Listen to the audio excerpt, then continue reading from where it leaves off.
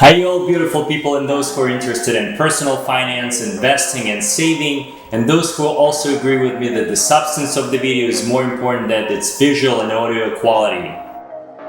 I'm just kidding, I'm doing my best to make sure that you guys enjoy not only context of my videos, but also the visual and audio part. Now, have you ever thought about the concept that having a debt can actually make you money? No? How about the thoughtful debt management? Still no? Well, that's great, because today I'm going to share with you 6 quick tips on how credit score can actually make you money. And the bonus for those who will make it to the end of this video, I will share with you how much money the average person can make just from maintaining a good credit score. So without further ado, let's get to it.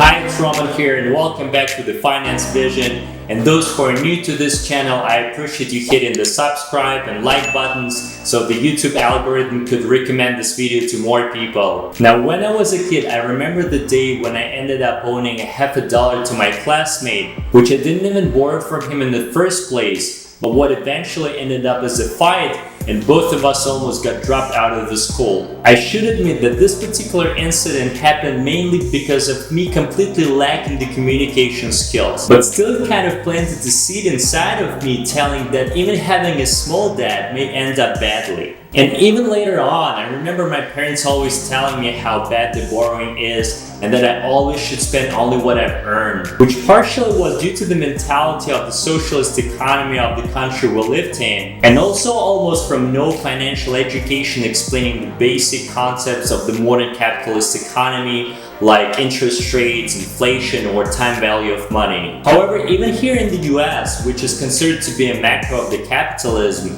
the perception of the debt may vary. Like for instance, when people are losing their jobs and primary source of income due to an extraordinary event and eventually default on their mortgages, or driven by greed, the financial sector loosening their credit underwriting criteria and overall risk management standards, leading to an unprecedented collapse of the domestic real estate market, which eventually transitioned into the global financial crisis. On the other side, an entrepreneur getting a bank loan to start a new business is supporting the domestic economy by creating new jobs and supporting the consumption, while a big public corporation, by taking a loan to expand their business, is provoking their stock to grow and increase potential returns for their shareholders. So as everything in this world, debt cannot be just considered bad or a good thing, black or white. There's always many shades in between, as well as different circumstances affecting a given life situation. And despite many people having a more pessimistic view on the debt subject, I always try to think positively and look for an opportunity where others might see a challenge.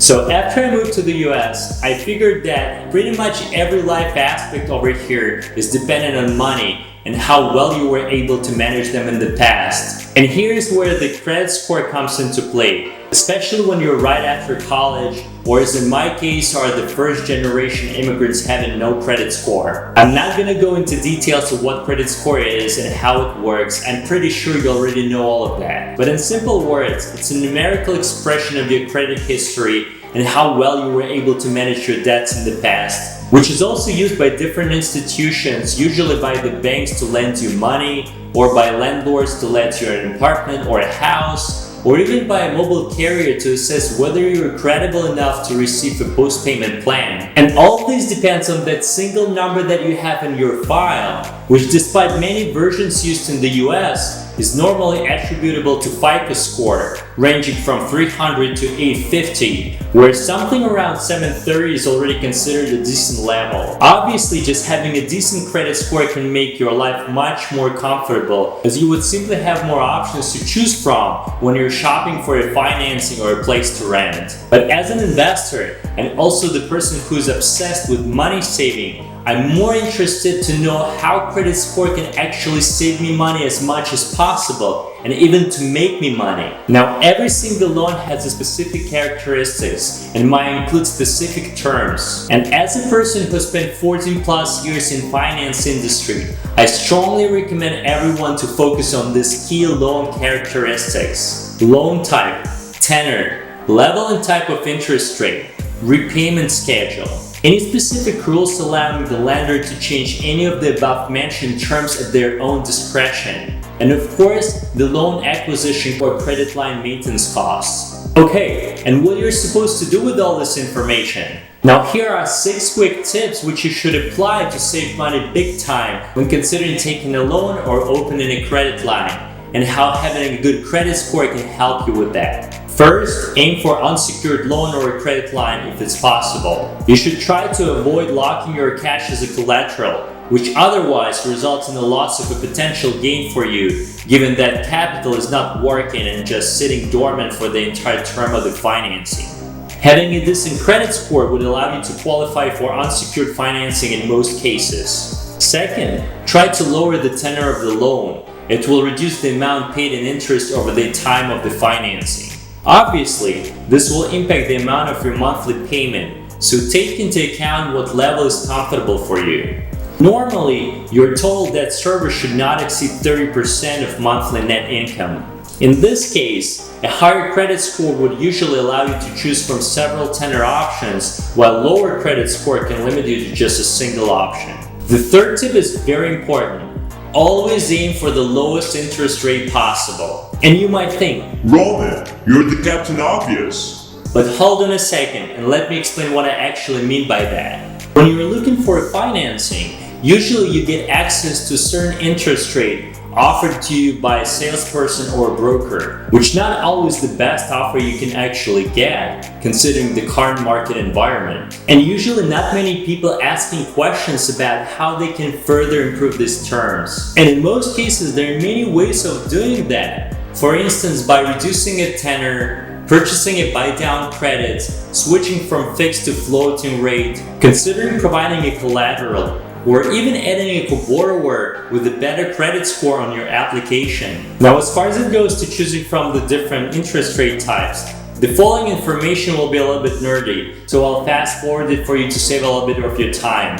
To select an interest rate type which is right for you, you need to make an educated decision based upon the tenor of the expected financing, as well as to consider macroeconomic conditions and its forecasted trend, which in its turn would result in where the Federal Reserve would set their base rate, which in the end would impact the interest rate offered to you by the bank. I agree it might not sound straightforward. So if you don't have sufficient financial background allowing you to conduct this analysis on your own, there are many free resources available out there, like this financial education channel, which you can always leverage from.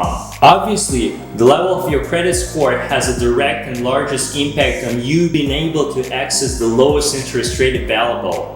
And based on my personal experience, surpassing 750 should allow you to ask for lowest interest rate from most lenders. Number 4. Different terms of repayment. This is something what would be allowed you to select from really rarely, as there's certain market practices established relative to specific type of financing, but still you should have it in the back of your mind. While most commonly used term of repayment in consumer lending space are equal monthly installments, others might include amortization schedule or balloon payment, which might provide you with some additional benefits. And good credit score would allow you to qualify for these options, which we'll talk about in more detail in my future videos. Number 5. You should always carefully read all financing terms, where some lenders might try to hide unpleasant surprises for you, usually written on the last pages with very tiny font size. The higher credit score you have, the lesser your chances are that financing agreement would include these little tricks lenders sometimes use. But I still encourage you to keep an eye on it, even if you have a stellar 800 plus score. Now the last tip would also require a bit of an effort from you, because you will have to ask lender questions on how you can reduce your loan closing costs by asking to waive certain fees, requesting a cost credit, bringing the better offer from a different lender on the table, or to look for a specific offer, partner, or corporate program to waive maintenance fees when you're applying for a credit card. Again, it would be more at lender's discretion rather than a rule, but better credit score would give the lenders more comfort to fight for you as a borrower who possesses less credit risks for them. Now let me walk you through my real-life example of how much money I could keep in my pocket by applying all these small tips relative to my mortgage, car loans, and credit card I have, which is a standard set of debts which most of us have. When I applied for my first car loan, my credit score of around 650 allowed me to qualify only for a 6-year loan at 12.52 APR, resulting in $625 monthly payment. On my 30-year fixed conventional mortgage, I was able to get 4.125 APR, resulting in $1,738 in monthly interest and principal payments. Later on, I took a motorcycle loan and was able to qualify for 3 years at 4.09 APR, and second car loan for 5 years at 3.99 APR, resulting in $206 and $737 in monthly payments accordingly.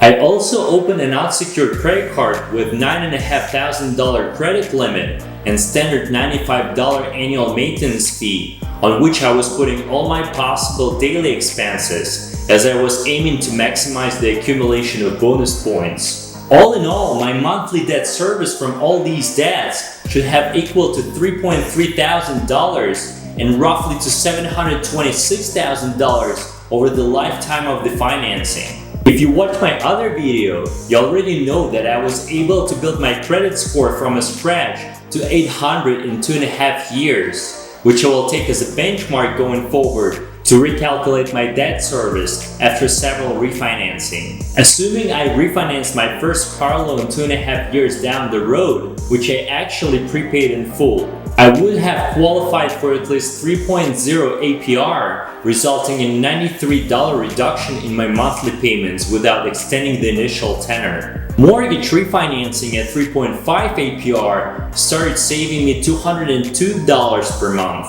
Refinancing of my second car loan at 2.69 APR resulted in $317 reduction in my monthly payments, while initially choosing a 3-year motorcycle loan at 4.09 APR over a 5-year financing at 5.0 APR, which was initially suggested by the lender, allowed me to save additional $504 over the lifetime of the financing. And being able to qualify for an unsecured credit card and to waive the standard $95 annual maintenance fee made me additional $63 a month from not locking $9,500 as a security deposit and instead investing into S&P 500 index at conservative inflation-adjusted 7% annual return rate since its inception. To summarize, all these steps allowed me to boost up my monthly cash flow by $601 and would allow me to put in my pocket at least $22,000 over the lifetime of the financing.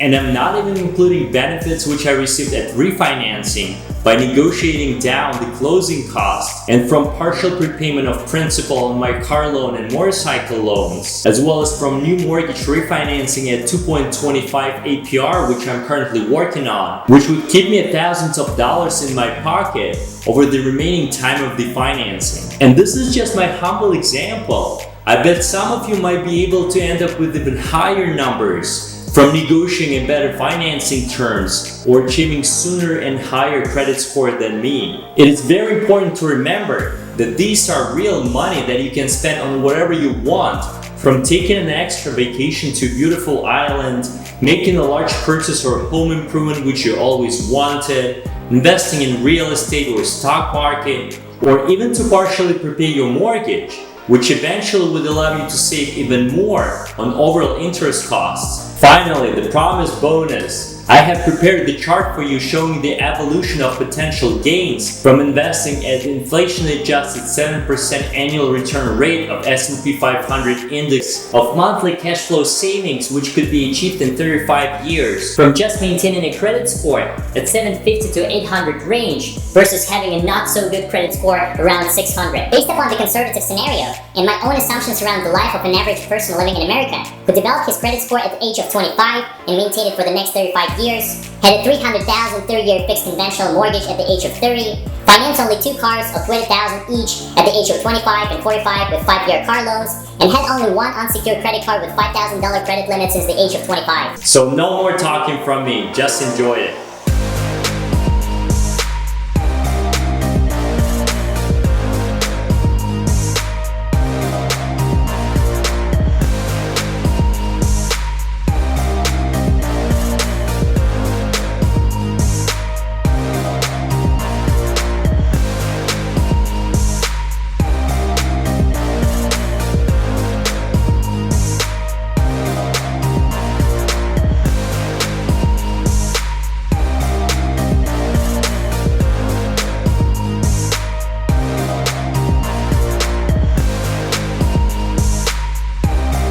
Not bad at all, right?